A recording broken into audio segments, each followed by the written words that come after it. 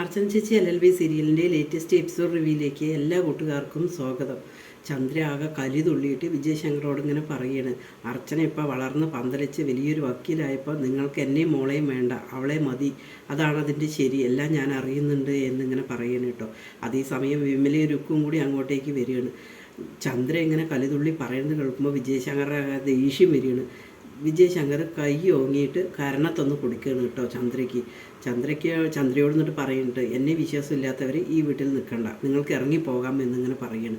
ആകെ മൊത്തം കലി തുള്ളിയിട്ട് വിജയശങ്കർ അങ്ങോട്ടേക്ക് പോവുകയാണ് കേട്ടോ. രുക്കും വിമലയും കൂടി പറയുന്നുണ്ട് ചന്ദ്രയോട്, എന്തിനാ ചേച്ചി ഇപ്പം ഇങ്ങനെ പറയാൻ തന്നത്, അതുകൊണ്ടല്ലേ എന്ന് ചോദിക്കുമ്പോൾ എന്നെ ആരും നിയന്ത്രിക്കാൻ വരണ്ട, എനിക്ക് എൻ്റെ സൗകര്യം പോലെ ഞാൻ ജീവിച്ചോളും എന്ന് പറയുകയാണ് കേട്ടോ. അച്ഛനിപ്പോൾ എന്തിനാണ് അമ്മയെ തല്ലിയത്, അന്ന് എന്നെ തല്ലിയത് എന്തിനാണെന്ന് എനിക്ക് മനസ്സിലായി, പക്ഷേ ഇപ്പോഴാണ് എന്തിനാണ് തല്ലിയത്, അമ്പാട്ടി വീട്ടിലെ ചിന്നുവിൻ്റെ അമ്മയ്ക്ക് വേണ്ടിയിട്ടാണോ ഞങ്ങളെ ഇങ്ങനെ തല്ലിയത് എന്നെല്ലാം പറഞ്ഞിട്ട് വിജയശങ്കറോട് ആര്യ തട്ടി കയറുക കേട്ടോ. വിജയശങ്കർ അങ്ങനെ ദേഷ്യം വരുന്നുണ്ട്. നീ അനാവശ്യമായ കാര്യങ്ങൾ നീ സംസാരിക്കണ്ട എന്ന് പറയുമ്പോൾ ആര്യ പറയുന്നുണ്ട്, ചിന്നുവിനോടുള്ള സ്നേഹം എല്ലാം അച്ഛൻ നാടകമാണെന്ന് പറഞ്ഞു, അതെല്ലാം വെറുതെയാണ് എന്ന് പറയുന്നത്. സമനില തെറ്റിയ പോലെ വിജയശങ്കർ ആര്യ അടിക്കാൻ പോവുകയാണ് കേട്ടോ. അതേസമയം രുക്കും അങ്ങോട്ടേക്ക് വരികയാണ്. ഏട്ടൻ എന്താ ചെയ്യുന്നത് എന്നിങ്ങനെ പറയുന്നു. ആകെ വിഷമത്തോട് കൂടിയിട്ട് ആര്യ പോവുകയാണ്. അച്ഛനിപ്പോൾ ആകെ മാറി, അച്ഛൻ ഇങ്ങനെയല്ല എന്ന് പറഞ്ഞതിന് ശേഷം വിഷമത്തോട് കൂടിയിട്ട് ആര്യ പോവുകയാണ്. അതിനുശേഷം രുക്കു വിജയശങ്കറോട് പറയണം, ഞാൻ ഏട്ടനോടൊരു കാര്യം പറയുകയാണ്, ഏട്ടൻ എന്നെ തല്ലിയാലും കുഴപ്പമൊന്നുമില്ല, പക്ഷേ അമ്പാട്ട് വീട്ടിലുള്ളവർക്ക് വേണ്ടിയിട്ട് ഏട്ടൻ ഇങ്ങനെ ചെയ്യരുത്, ചേച്ചി ചെയ്തത് ശരിയാണ്, അവരുടെ സ്ഥാനത്ത് ആരാണെങ്കിലും അങ്ങനെ തന്നെ ചെയ്യുള്ളൂ, ഏട്ടന് എന്ത് തോന്നിയാലും ശരി എന്നെല്ലാം പറഞ്ഞിട്ട് രുക്കും ഇങ്ങനെ വിജയശങ്കറോട് കാര്യങ്ങളെല്ലാം പറഞ്ഞു കൊടുക്കുകയാണ് കേട്ടോ. അതേസമയം JK ആശുപത്രിയിൽ കിടക്കുകയാണ്. ആശുപത്രിയിൽ നിന്ന് പാപ്പച്ചൻ വരികയാണ് JKയുടെ അടുത്ത്. അയ്യോ ഇതെന്ത് പറ്റി സാറേ, എന്താ പ്രശ്നം, ഇത്രയ്ക്കും ഫിറ്റായിരുന്നോ, വീഴാൻ എന്താ കാരണം എന്നെല്ലാം ഇങ്ങനെ ചോദിക്കണേ. കേട്ടോ ഞാൻ മനഃപൂർവ്വം വീണതൊന്നുമല്ല, ആരോ എനിക്കിട്ടൊരു പണി തന്നതാണ് എന്നിങ്ങനെ JK പറയുകയാണ് കേട്ടോ. അതേസമയം പാപ്പച്ചൻ ചോദിക്കേണ്ടത് അത് ആരാണ് എന്താണെന്ന് എന്തെങ്കിലും അറിയുകയോ ചോദിച്ചാൽ അതൊന്നും എനിക്കറിയില്ല എന്നിങ്ങനെ പറയുന്നു.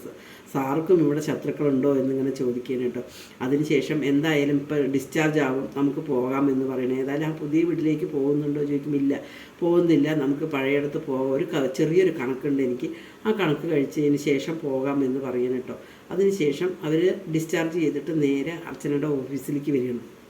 അർച്ചനയുടെ ഓഫീസിലേക്ക് വരുമ്പോൾ തന്നെ വിജയശങ്കറെ കാണാൻ കേട്ടോ.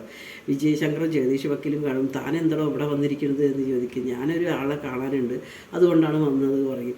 അത് നീ താൻ എപ്പോഴും ഇങ്ങോട്ട് വരണ്ട എന്നിങ്ങനെ പറയണം കേട്ടോ. വിജയശങ്കർ നിന്നോടല്ലേ പറഞ്ഞിരിക്കുന്നത് എന്ന് ചോദിക്കുമ്പോൾ JK പറയണം, എനിക്ക് എപ്പോൾ കാണണം തോന്നണോ അല്ലെങ്കിൽ എപ്പോൾ കാണണ്ട തോന്നണോ അതെല്ലാം ഞാൻ തീരുമാനിക്കും എന്നിങ്ങനെ പറയണം.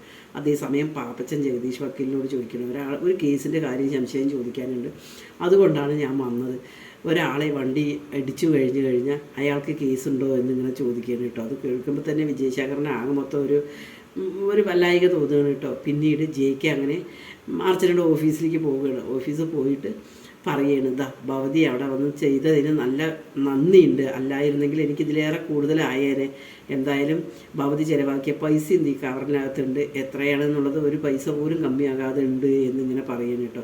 അതേസമയം അർച്ചന പറയും, നിങ്ങളാണെങ്കിലും ശരി അല്ലെങ്കിൽ വേറെ ആരെങ്കിലും ആണെങ്കിലും ശരി ഞാൻ അതുപോലെ ചെയ്യും, അത് ശരി തന്നെയാണ്, പക്ഷേ തക്ക സമയത്ത് നിങ്ങൾ ചെയ്ത കാരണമാണ് എന്നിങ്ങനെ പറയുന്നു. കരിമലക്കുടിയിൽ നിങ്ങൾ തന്നെ ചെയ്തല്ലോ, അതിന് പകരമാണ് എന്ന് കരുതരുത് എന്നെല്ലാം പറയുകയാണ്. പിന്നീട് JK പൈസ കൊടുക്കണം കേട്ടോ, ഇതൊന്നും വേണ്ടായിരുന്നു എന്നിങ്ങനെ പറയുമ്പോൾ JK പറയേണ്ട ആപ്പിളിൻ്റെ ബില്ല് എത്രയെന്ന് അറിയില്ല, അത് ഞാൻ കഴിച്ചു പോയി എന്ന് പറയുന്നു കേട്ടോ.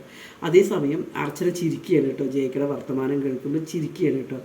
ശരി പറയണം. അപ്പോഴേക്ക് ജഗദീഷ് വക്കീലും വിജയശങ്കർ അങ്ങോട്ടേക്ക് വരും കേട്ടോ. നിന്നോടല്ലേ പറഞ്ഞിരിക്കുന്നത് ഇയാൾ കാണണ്ട, ഇങ്ങോട്ട് വരണ്ട എന്ന് പറഞ്ഞിരിക്കുന്നത് എന്നിങ്ങനെ പറയുകയാണ്. പക്ഷേ JK അതൊന്നും മൈൻഡ് ചെയ്യാതെ പോവുകയാണ് കേട്ടോ. പിന്നീട് അതിനുശേഷം വിജയശങ്കർ അർച്ചനയോട് ദേഷ്യപ്പെടുക കേട്ടോ. നീ ഇങ്ങനെ ചെയ്തു കഴിഞ്ഞാൽ ശരിയാവില്ല, എൻ്റെ മോളാണ് നിൻ്റെ കൂടെ ഇരിക്കുന്നത്, അതുകൊണ്ട് നീ ഇയാളുമായിട്ടുള്ള ബന്ധം നീ ഒഴിവാക്കണം എന്നിങ്ങനെ പറയുകയാണ് കേട്ടോ. അത് കേൾക്കുമ്പോൾ അർച്ചന പറയും, ഞാൻ എന്ത് വേണം എന്ത് ചെയ്യണ്ട എന്ന് തീരുമാനിക്കാനുള്ള സ്വാതന്ത്ര്യം എനിക്കുണ്ട് എന്ന് പറയണം. അതിനുശേഷം വിജയശങ്കർ പുറത്തേക്ക് പോകുമ്പോൾ ജഗദീഷ് വക്കീൽ അവിടെ ഉണ്ടാകുന്നുണ്ട്. ജഗദീഷ് വക്കീലിനോട് ദേഷ്യപ്പെടുക കേട്ടോ വിജയശങ്കർ. അത് കേൾക്കുമ്പോൾ ജഗദീഷ് വക്കീൽ പറയുന്നുണ്ട്, എന്താ ഇപ്പം ഇങ്ങനെയൊക്കെ എന്നുള്ളതെന്ന് എനിക്കറിയാം, അർച്ചനയും JKയും തമ്മിൽ എന്തോ ബന്ധമുണ്ടെന്ന് പറഞ്ഞിട്ടാണ് വിജയശങ്കർ ഇങ്ങനെ തുള്ളിക്കളിക്കുന്നത് എന്ന് ജഗദീഷ് വക്കീൽ ഇങ്ങനെ പറയണം കേട്ടോ. അത് കേൾക്കുമ്പോൾ തന്നെ വിജയശങ്കറിന് ആകെ മൊത്തം. പിന്നീട് അമ്പാട്ട് വീട്ടിലേക്ക് ജയിക്കെ പോവുകയാണ് കേട്ടോ. ഇന്ന് ഇവരുമായിട്ട് കാണാനായിട്ട് തീരുമാനിച്ച പോലെയാണ് പോകുന്നത്. അത് പെട്ടെന്ന് തന്നെ ജയിക്കെ കണ്ടത് മഞ്ജുയോട് വരികയാണ് കേട്ടോ. മേഡം എന്താ മേഡം എന്നെ അറിയില്ലേ എന്ന് ജയിക്കെ ചോദിക്കാനായിട്ട്. ഇയാളെന്താ എന്നെ മേഡം വിളിക്കുന്നത്? ഫ്രിഡ്ജിൻ്റെ കാര്യം വിളിച്ച് പറഞ്ഞിരുന്നു, ഇയാൾ ഇത്ര പെട്ടെന്ന് വന്നോ എന്നിങ്ങനെ വിചാരിച്ചിട്ടാണ് മഞ്ജു പോകുന്നത് കേട്ടോ. പിന്നീട് ജയിക്കെ ചോദിക്കുന്നുണ്ട്, പിന്നെയും എന്നെ അറിഞ്ഞില്ലേ, മേഡത്തിന് എന്നെ അറിഞ്ഞില്ലേ എന്ന് ചോദിക്കുമ്പോൾ ഫ്രിഡ്ജ് നേരാക്കാൻ അനന്തേട്ടൻ വിളിച്ച് പറഞ്ഞിരുന്നു, അയാളാണ് ഇത്ര പെട്ടെന്ന് വരുന്നുള്ളത് ഞാൻ വിചാരിച്ചില്ല എന്നിങ്ങനെ പറയുന്നുണ്ട്. അത് കേൾക്കുമ്പോൾ ജെയ്ക്ക് ആകെ വഷളായിട്ട് നിൽക്കുകയാണ്.